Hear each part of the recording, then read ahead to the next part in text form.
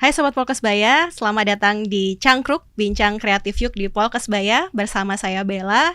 Kali ini kita akan mengupas tuntas topik terkait dengan topik yang sering dipertanyakan oleh calon mahasiswa, yaitu Poltekkes Surabaya itu perguruan tinggi swasta atau negeri sih? Dengan narasumber kita yang pastinya berkompeten dalam hal ini, yaitu ada Bapak Wakil Direktur 3, Bapak Ferry Kriswandana SSTMT. Selamat datang Bapak. Selamat Mbak Bella, terima kasih telah diundang dalam podcastnya. Luar biasa. Dengan Ibu Kasubag Administrasi Akademik, Ibu Erni Sirejeki SST. Selamat sore Mbak Bella, terima kasih. Baik, langsung aja ya Bu ya. Ini kan lagi musimnya penerimaan mahasiswa baru nih Bu. Banyak banget calon mahasiswa itu pada nanya, emang Poltekkes Surabaya itu negeri ya? Menurut Bapak gimana Pak? Mungkin Bapak bisa menjelaskan perbedaan Poltekkes Surabaya dengan perguruan tinggi yang lain tuh apa sih Pak? Ya, baik, terima kasih Mbak Bella. Pertanyaan apa yang terjadi seputar tentang Poltekkes Kampus Surabaya, ini apakah institusi negeri atau swasta? Ini sudah lama ya, memang sudah lama. Ini banyak dilontarkan oleh masyarakat ya. Namun perlu kami sampaikan di sini bahwa Poltekkes Kampus Surabaya itu merupakan institusi ya di bawah naungan dari Kementerian Kesehatan. Ya, sehingga dengan demikian Poltekkes Kampus Surabaya ini statusnya ini adalah milik pemerintah Republik Indonesia ya, di bawah binaan selain dari Kementerian Kesehatan, kita juga mendapatkan satu binaan juga dari Kemenristek Dikti itu Mbak Bella. Untuk di Poltekkes Surabaya sendiri itu ada berapa jurusan sih Pak? Jurusan yang ada di Poltekkes Kampus Surabaya ya, ini merupakan tadinya ya, ini merupakan gabungan dari beberapa akademi kesehatan yang ada di Jawa Timur ya khususnya ya, sehingga dengan demikian dari akademi kesehatan tersebut ini bergabung menjadi satu institusi, yaitu Politeknik Kesehatan Kementerian Kesehatan Surabaya ya. Adapun jurusannya ya ini mengakomodir akademi yang ada, dan kebetulan akademi tersebut ini merupakan jurusan-jurusan yang memang sangat favorit ya, dan sangat dibutuhkan lulusannya ya. Di antaranya yang ada yaitu jurusan keperawatan, yang kedua yaitu jurusan kebidanan, yang ketiga jurusan kesehatan lingkungan, yang keempat jurusan teknologi laboratorium medis, yang kelima jurusan teknologi elektromedik, yang keenam adalah jurusan kesehatan gigi, dan yang ketujuh adalah jurusan gizi. Ya, ketiga jurusan tersebut ini akan terbagi menjadi mengelola program studi ya, yaitu ada 22 program studi ya. Kami menyelenggarakan pendidikan tinggi ini ada di level KKNI, yaitu level 5 diploma 3, kemudian level 6 sarjana terapan, dan level 7 pendidikan profesi ya. Keseluruhan jumlah program studi yang ada di Poltekkes Kampus Surabaya itu ada 22 program studi itu Mbak Bella. Gitu. Untuk STR ini diploma 4 ya Pak? Ya, STR itu setara dengan diploma 4, sarjana terapan. Ya, betul. Yang membedakan diploma 4 dengan S1 sendiri itu apa sih? Nah, ini keunggulan daripada pendidikan yang diselenggarakan oleh Poltekkes Kampus Surabaya, yaitu merupakan pendidikan vokasi.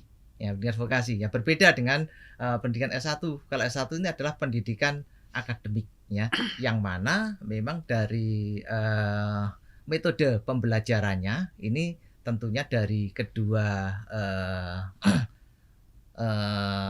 sistem penyelenggaraan ini berbeda antara yang akademik dan yang vokasi ya. Kami yang ada di pendidikan vokasi ya, ini banyak menyelenggarakan atau metode pembelajaran yang kami terapkan, ya.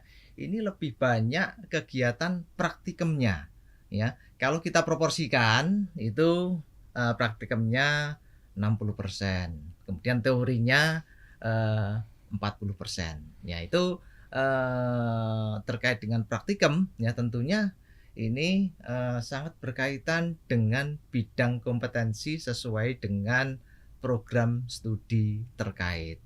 Itu Mbak Bila. Gitu ya Pak.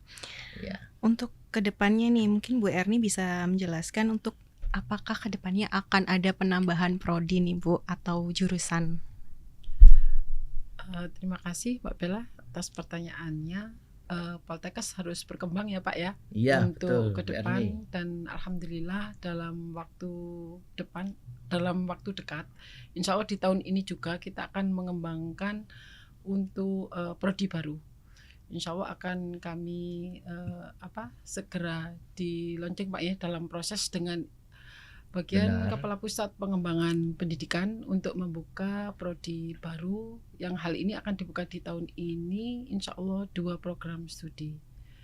Untuk program studi pastinya masih dalam pembahasan karena banyak prodi yang ingin dibuka di Poltekkes nih Bapak. Iya, Cuman betul. prioritas mana yang akan dibuka, maka itu yang akan diputuskan oleh pimpinan. Untuk program Dua. studi ya, Poltekkes Kemenkes Surabaya ya, ini sudah menyiapkan ya beberapa program studi yang akan dikembangkan di Poltekkes Kemenkes Surabaya ya.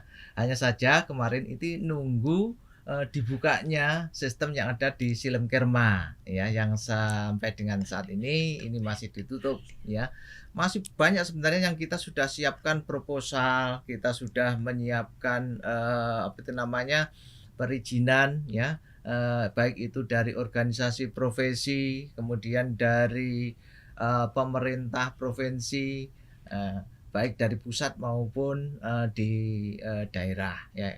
Itu sudah kita siapkan ya. Di antaranya kemarin kalau ada beberapa ya, di antaranya yaitu terutama yang akan dikembangkan yaitu program studi profesi ya, karena kita pendidikan profesional ya, vokasi ini kita masih memiliki 2 program studi profesi, yaitu profesi bidan dan nurse ya. Sementara profesi yang lain dari 7 jurusan yang kami kelola ini masih akan kita kembangkan ya. Contohnya yaitu profesi sanitasi lingkungan, profesi tenaga teknik elektromedik, teknik laboratorium medik ya.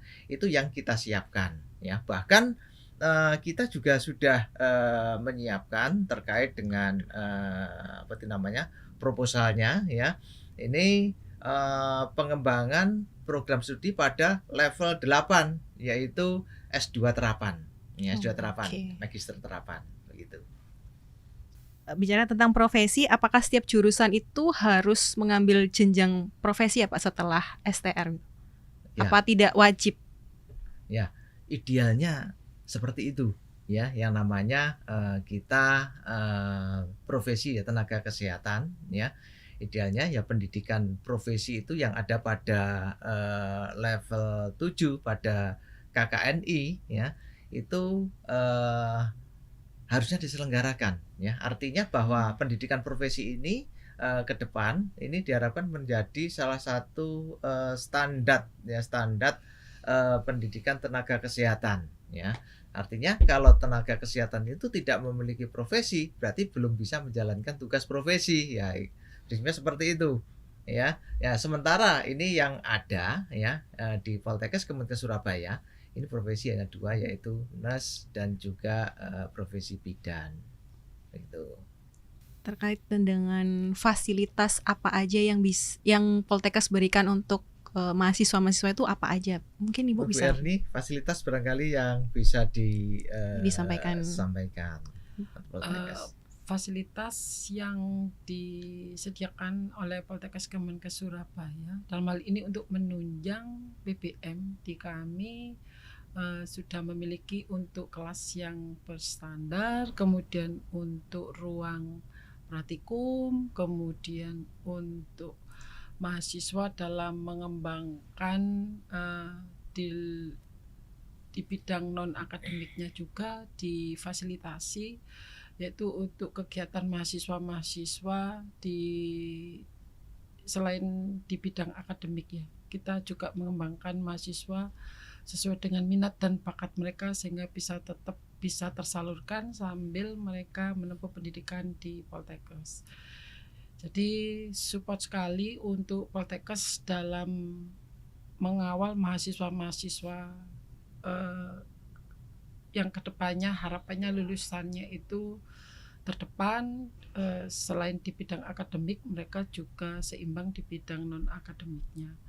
Kemudian selain itu untuk menunjang kegiatan akademik kita sudah memiliki beberapa fasilitas yang sangat luar biasa, sangat mega, di mana kita memiliki gedung perpustakaan terpadu dengan 5 lantai, di mana juga terdapat fasilitas untuk mahasiswa kita, ada CPT Center untuk mahasiswa kita ujian di akhir pendidikan untuk Ukomnas, sehingga mereka tidak perlu untuk ujian di tempat lain karena di Poltekkes sudah terfasilitasi.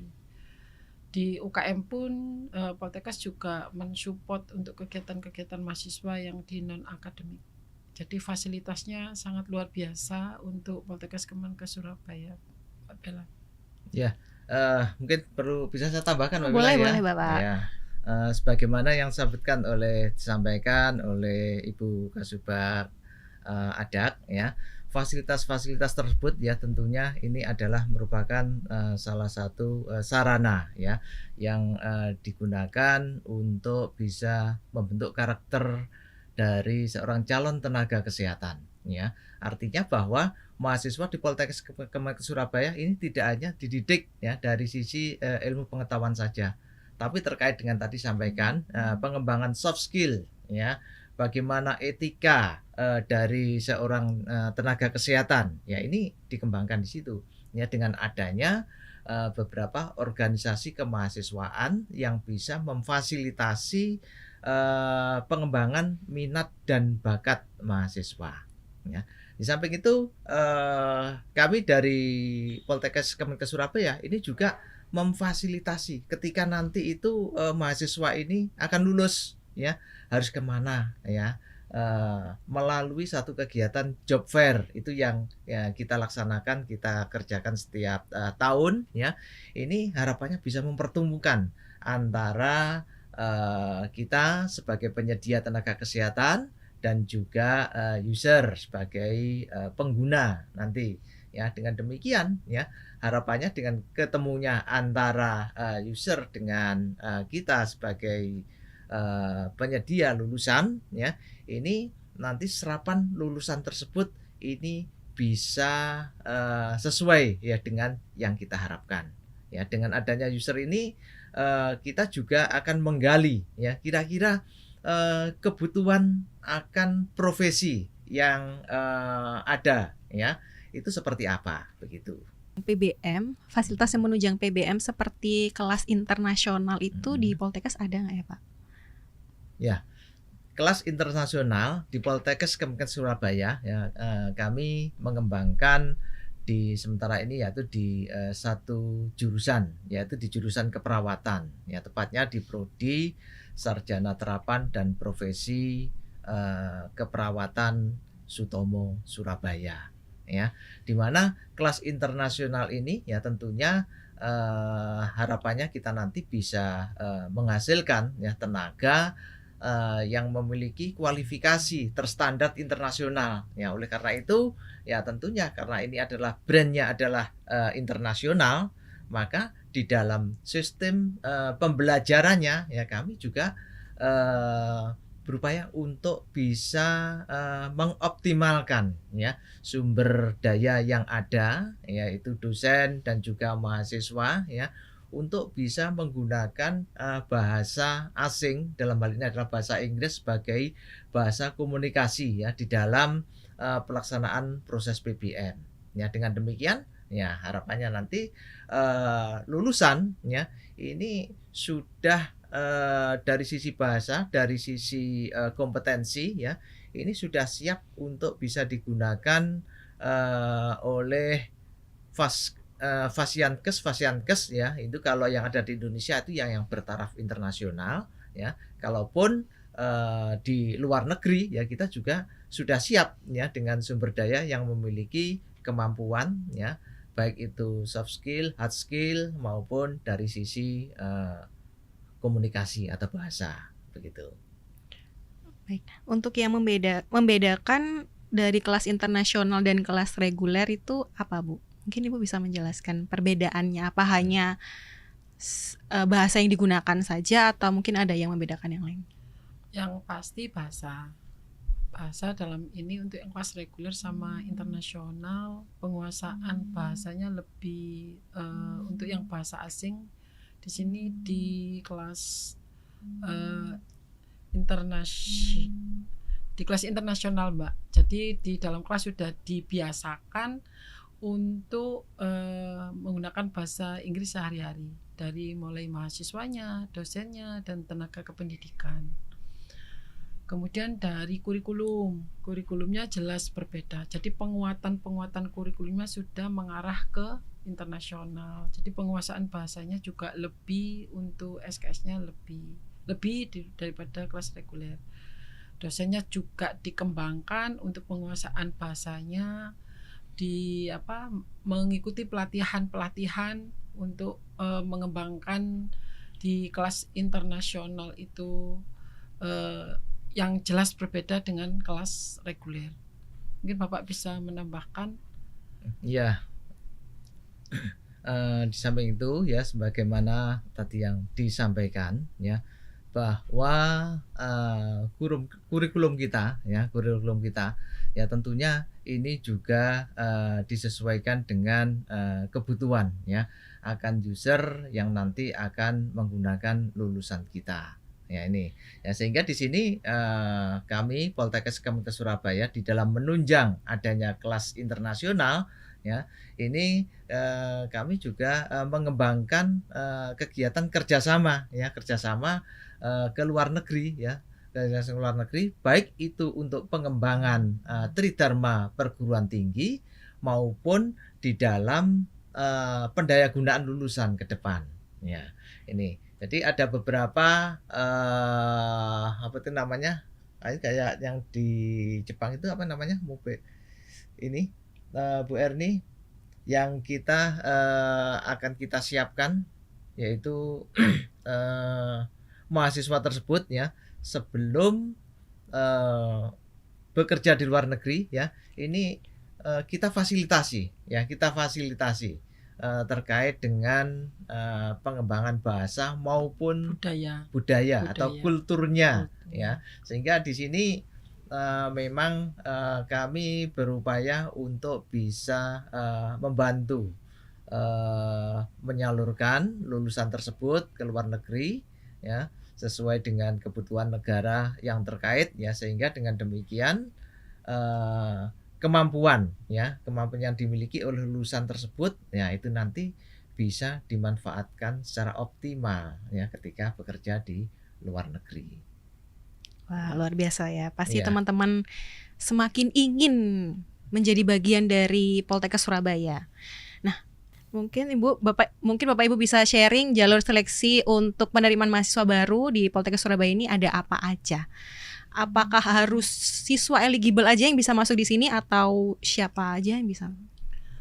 Terima kasih. Untuk skema penerimaan mahasiswa baru di Poltekkes Kemenkes Surabaya, dalam hal ini kami memiliki 3 skema. Untuk tahun di 2025 untuk skema jalur skema SPMB prestasi, SPMB bersama, SPMB mandiri. Dalam hal ini tidak disyaratkan bahwa hanya mahasiswa eligible aja yang bisa mendaftarkan di Poltekkes. Tapi dalam hal ini untuk SPMB prestasi kami dengan syarat untuk menggunakan nilai rapot dan mahasiswa yang masih aktif. Jadi mahasiswa ini memang belum lulus untuk yang di SPMB prestasi ini, Mbak Bella. Dalam hal ini dia masih semester 12. Jadi sudah di akhir semester akhir tapi dia belum lulus. Tapi dia sudah bisa mendaftarkan diri untuk bisa diterima di Poltekkes Kemenkes Surabaya dengan menggunakan nilai rapot, dengan prestasi-prestasi yang dia miliki. Jadi dengan memiliki kemampuan di bidang non akademiknya dengan dibuktikan dengan sertifikat, mungkin memiliki prestasi di juara tingkat nasional, internasional maupun yang regional ataupun lokal itu bisa dimasukkan untuk menjadi persyaratan yang bisa kami seleksi nantinya untuk bisa diterima di Poltekkes Kemenkes Surabaya.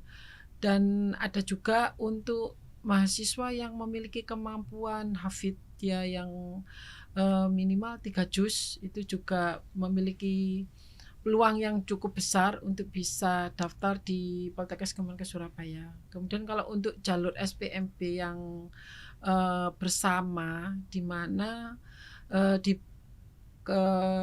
Poltekkes Kemenkes kita kan se-Indonesia ada 38 itu Mbak. Jadi pelaksanaan SPMB prestasi di sini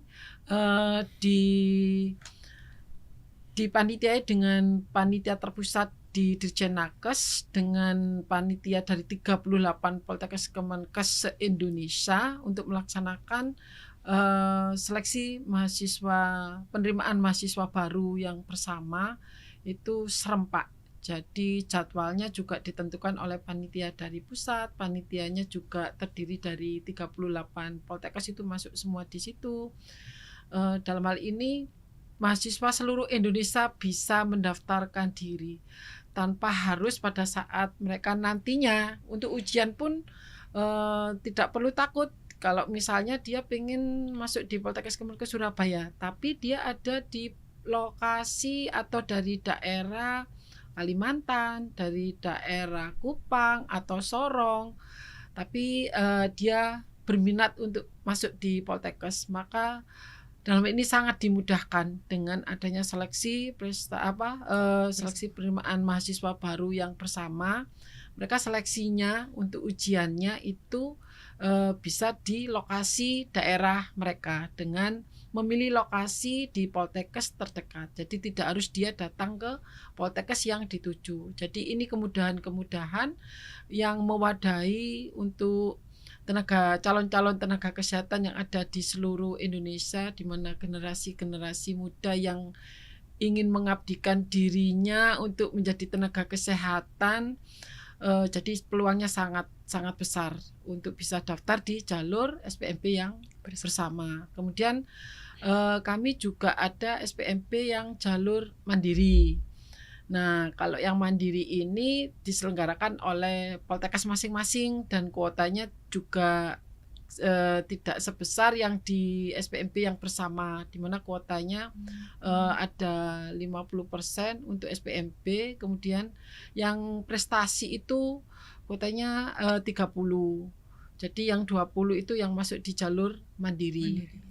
Nah, mandiri itu seleksinya dia juga akan mengikuti ada uji CBT-nya sama dengan yang jalur untuk yang SPMB bersama. Jadi tesnya sama untuk proses masuknya.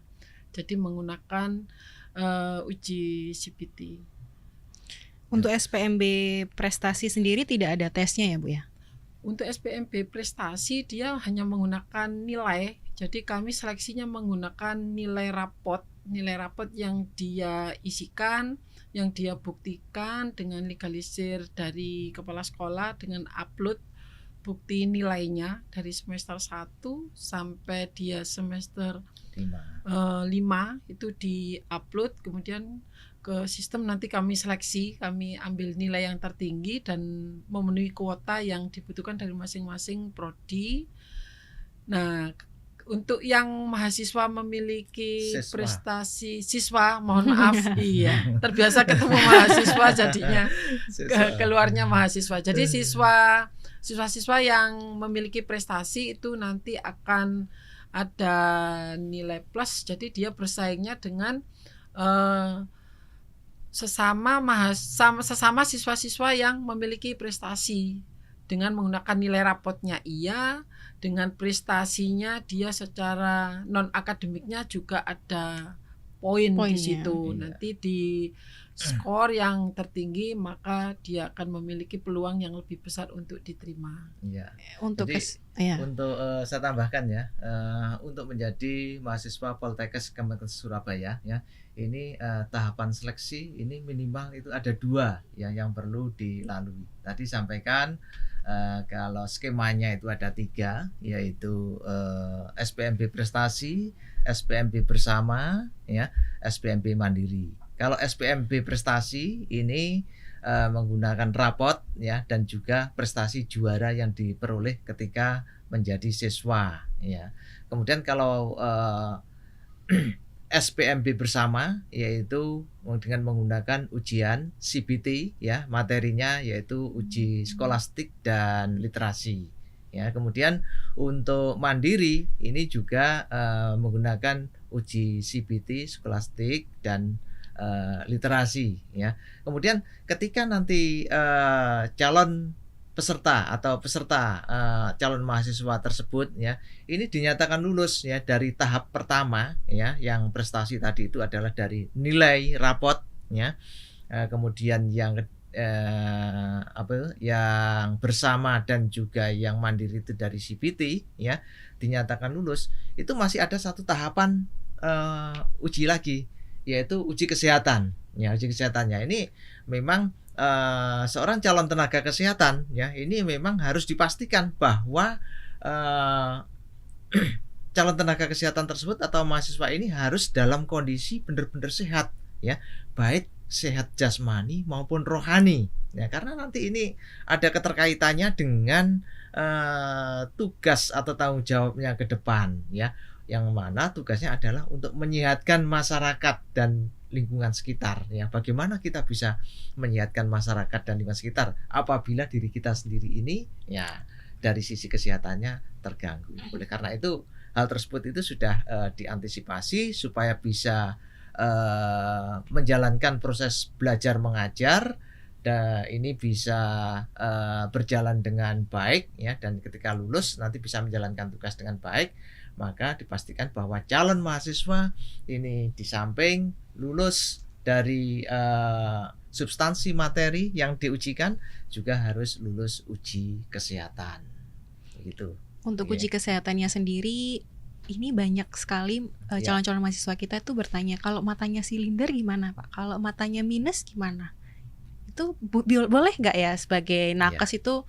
Di dalam Juknis ya, petunjuk teknis penerimaan mahasiswa baru ini sebenarnya itu sudah ada di situ, disampaikan ya bahwa persyaratan pendaftaran ini harus memiliki kesehatan fisik ya, kesehatan fisik jasmani ya, terutama dan juga rohani ya. Tentunya terkait dengan hal tersebut ini juga menjadi sesuatu yang kita pertimbangkan ya, apalagi kalau ini nanti ada kaitannya dengan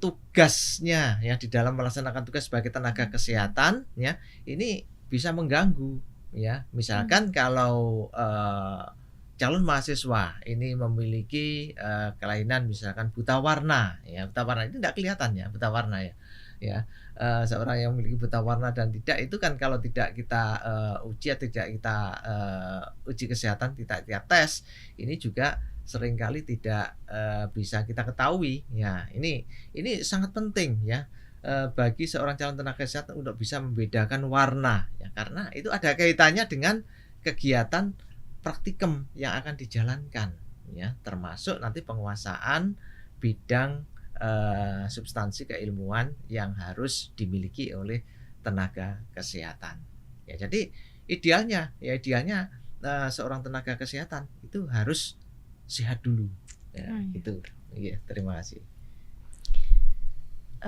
Untuk SPMB sendiri itu berbeda ya dengan SNBP? SNBP ya, mungkin Ibu bisa menjawab Ibu. Berbeda dari menerima ya Pak ya, dari jalur penerimaan mungkin ya. Iya. Karena beda banyak penyelenggaraan juga berbeda. Iya. Untuk teman-teman di sini kalau mau daftarnya di mana sih Bu? Daftarnya melalui website ya, website ya, Website apa nih? Nah, websitenya SPMB Poltekkes Kemenkes ya. Poltekkes Itu Kemenkes. untuk SPMB Itu bersama ya Pak? Untuk SPMB bersama. Untuk Ya. SPMB Prestasi dan Untuk Mandiri SPMB Prestasi pendaftarannya dan di Prestasi dan mana? Mandiri itu pendaftarannya itu juga melalui website Poltekkes Kemenkes Surabaya. Kita kan nanti kalau membuka website Poltekkes Kemenkes Surabaya itu sudah ada akun yang bisa memfasilitasi pendaftaran mahasiswa baru. Nah, di situ bisa diakses melalui link tersebut. Nabila. Untuk ini calon-calon mahasiswa yang mohon maaf kurang mampu gitu ya, itu adakah beasiswa yang bisa ditawarkan kepada mereka? Atau kalau dulu itu ada sebutannya Gakin ya Bu ya? Sekarang Ya. masih ada nggak sih Bu Gakin? Untuk tahun ini kami ada perubahan dalam hal Pemberian ini, mahasiswa ya. Pemberian Beasiswa. beasiswanya sudah menggunakan rentang UKT. Jadi ada UKT minimal, kemudian UKT ada yang UKT di tengah, yang di tengah dan yang di atas. di atas. Ya. Jadi monggo untuk para siswa mengisi sesuai dengan kondisi keluarga berdasarkan penghasilan orang tua, sehingga dari hasil yang dia isikan maka dia akan mendapatkan UKT yang sesuai dengan apa yang sudah diisikan berdasarkan penghasilan dari orang tuanya. Banyak persyaratan yang harus dia isikan untuk menentukan dia apakah nanti ada di UKT yang low atau yang di minimal, kemudian yang di tengah atau yang di atas. Itu Mbak Bella. Ya, jadi kita punya kewajiban ya di dalam menyelenggarakan pendidikan Poltekkes Kemenkes Surabaya ya. Ini untuk mengalokasikan beasiswa kepada mahasiswa ini lebih kurang nanti 20%. Ya, adapun beasiswanya tersebut ini tidak hanya dari beasiswa MPR, masyarakat berpenghasilan rendah atau yang disebut sebagai GAKIN tadi ya, keluarga miskin ya, itu.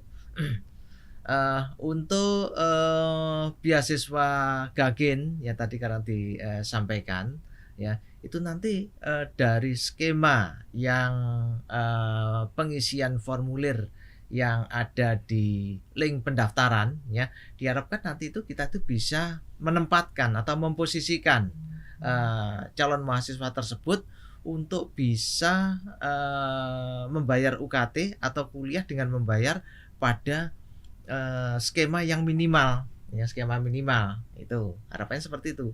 Terus kemudian ketika nanti misalkan dalam masa perkuliahan ya, tentunya kami juga tidak menutup kemungkinan ya ketika misalkan ada siswa yang memang karena sesuatu dan lain hal yang orang tuanya misalkan menjadi pilot ya, sehingga tidak mampu untuk membiayai putranya ya untuk melanjutkan kuliah ya, ini nanti dengan telaah yang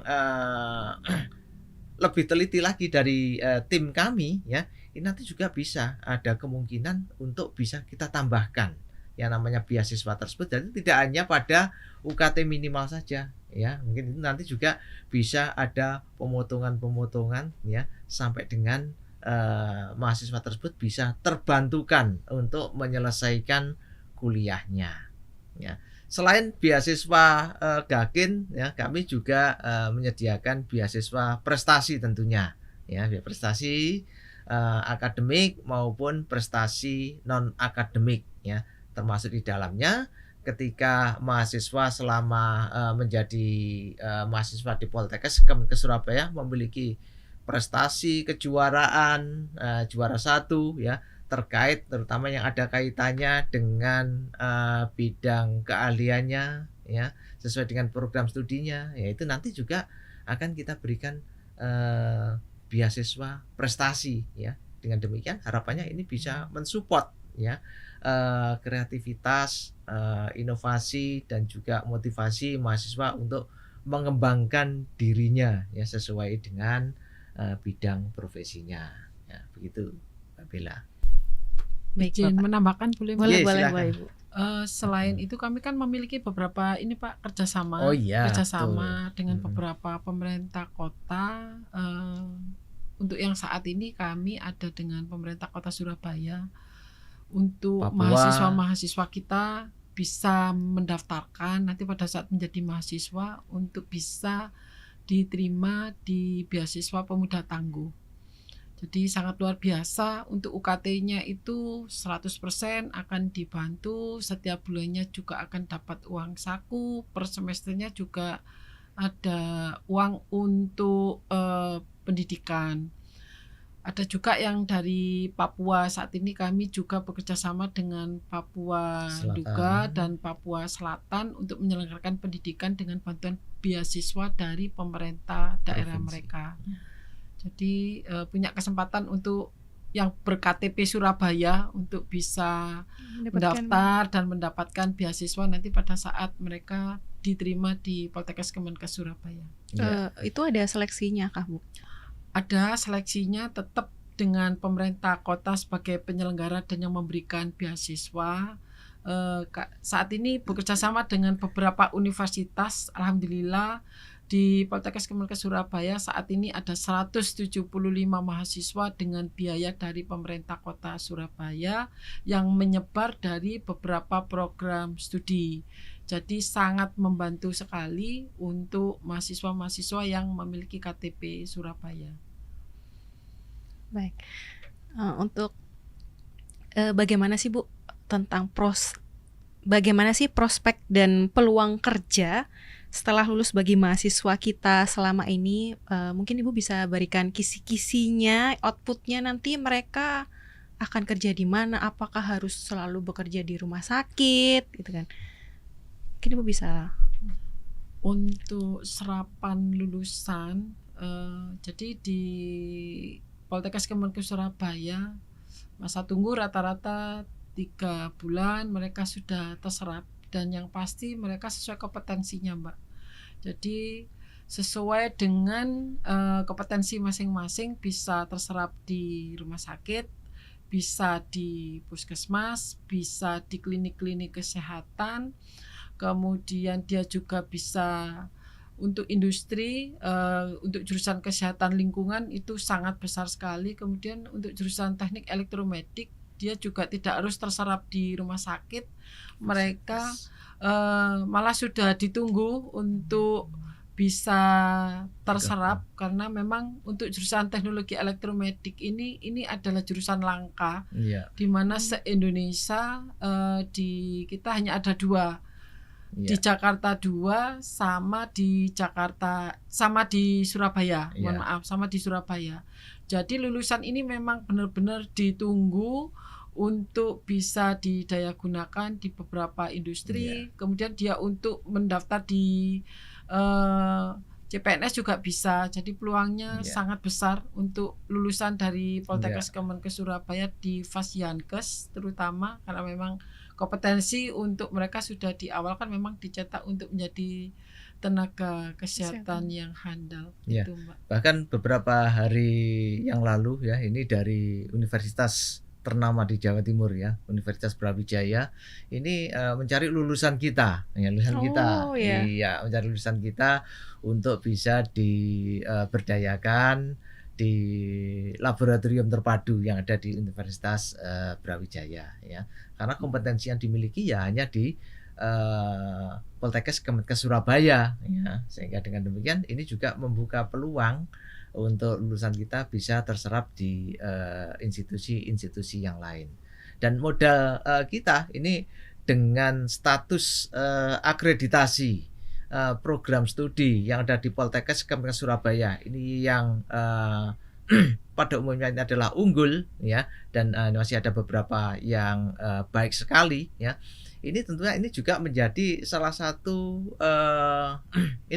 modal untuk bisa memberikan rasa kepercayaan ya bagi institusi pengguna ya, di mana institusi pengguna kalau menggunakan lulusan dari instansi atau institusi yang terakreditasi unggul ya, tentunya ini dari sisi standar kualitas ini sudah terjamin gitu. Ini juga paling banyak sih Pak Iya, dipertanyakan iya betul. dari teman-teman di rumah. Apakah Poltekkes Surabaya itu ikatan dinas? Nah, Poltekkes Kemenkes Surabaya sekarang yang namanya ikatan dinas itu seperti yang di apa itu namanya pendidikan di STPDN, Iya. kemudian Akabri, ya. Untuk pendidikan di Poltekkes Kemenkes Surabaya, ya, ini kalau yang dimaksud hal seperti itu, ini sudah tidak, ya. Namun demikian di dalam proses penyelenggaraan pendidikan, ya, Poltekkes Kemenkes Surabaya itu masih banyak disubsidi, ya, subsidi dari dana RM pemerintah Republik Indonesia, ya. Artinya dari nilai UKT, ya, dari nilai UKT yang dibayarkan oleh mahasiswa itu sendiri, ya, itu untuk menyelenggarakan satu proses pendidikan atau untuk meluluskan mahasiswa tersebut, ini membutuhkan biaya yang sebenarnya adalah lebih, ya, dari besaran UKT yang dibayarkan. Artinya secara tidak langsung, ya, sebenarnya mahasiswa Poltekkes Kemenkes Surabaya ini juga sudah tersubsidi, ya, oleh dana rupiah murni dari pemerintah, begitu. Oke. Dan itu dia teman-teman obrolan seru kita di sore hari ini. Semoga kalian bisa mendapatkan informasi dan bisa mengenal lebih dekat dengan Poltekkes Surabaya. Terima kasih banyak untuk Wakil Direktur 3 dan Sama-sama, Ibu Mbak Vina. Kasubag Administrasi Akademik yang sudah berkenan hadir di podcast kita hari ini. Jangan lupa untuk selalu dengerin podcast kita karena di episode berikutnya kita akan membahas topik-topik menarik lainnya. Jika kalian punya pertanyaan, kalian bisa DM kita di IG @polkes_surabaya. Siapa tahu next episode kita akan bahas soal itu ya. Sampai jumpa di episode selanjutnya. Terima kasih sudah mendengarkan Cangkruk. Polkes Bayas.